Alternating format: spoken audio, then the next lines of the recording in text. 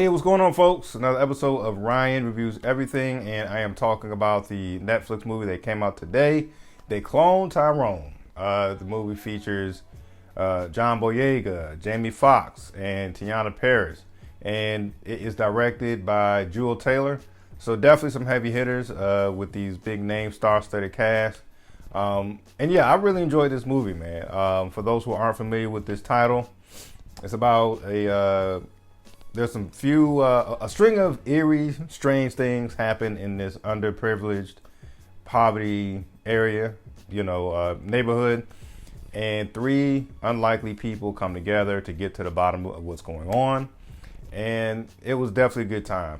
The first few minutes of this movie, it really had me intrigued, mainly because I didn't even know what time period this was supposed to take place. So I didn't know when this was taking place. And I feel like the director did this on purpose. Like the way the movie is shot, it looks like something from the 70s or 80s, almost like Stranger Things style, or more recently the Showtime Lakers drama that's on HBO Max.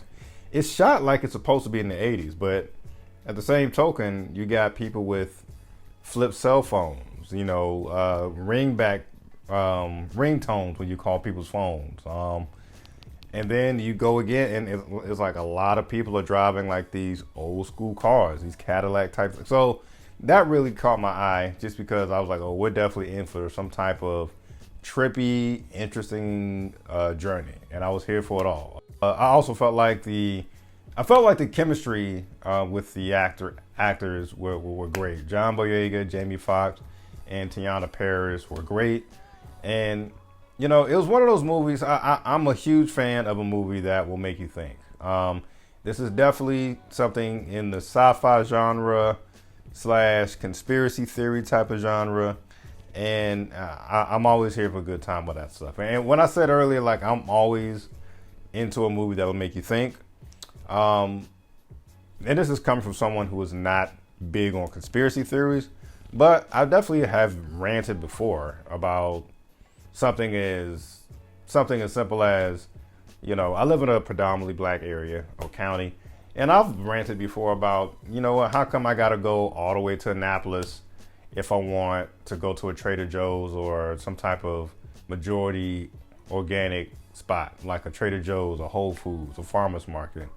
Either that or I got to go to Northern Virginia area for that same type of thing. There's never anything like that. There's always a lot of unhealthy food options that are just in quick driving distance where I live, right?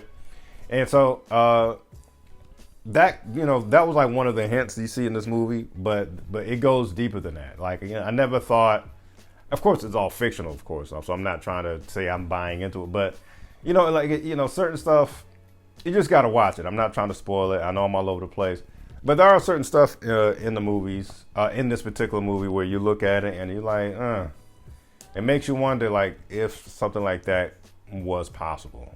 Well, hell, I'm already here. Like, I'll give it away. Like, there's, like this particular fast food spot that's in the movie is being promoted. It definitely seems like it's really digging on black stereotypes when it comes to fried chicken and how good it is and how cheap they're going to serve it to you. And one of the findings with these three people is like, somebody, maybe the government, but somebody is putting something in this chicken that's affecting black people. I don't want to spoil anything else, but that's one of the eerie things that they were discovering. So just a lot of different stuff like that, man. And I'll say it like this. Maybe, hey, we can argue in the comments if you like. I feel like it reminds me a lot of Stranger Things, except for maybe like an older crowd and, a black crowd. I feel like it's, don't kill me for saying, I feel like it's almost like a black Stranger Things, except with, instead of kids, you got 3 adults and it's taking place in the hood, and I leave it at that, man. This is a fairly short review. Once again, I highly recommend it. I enjoy the way the approach that Jewel Taylor took with it. Once again, I really feel like the chemistry, it was off the chain. And once again, I really think, although fictional, I really think there are certain I don't want to say certain truths, but I do feel like there are certain things that will just make you think. And I'll leave it at that. Love it or hate it, folks. That's just my review. Peace.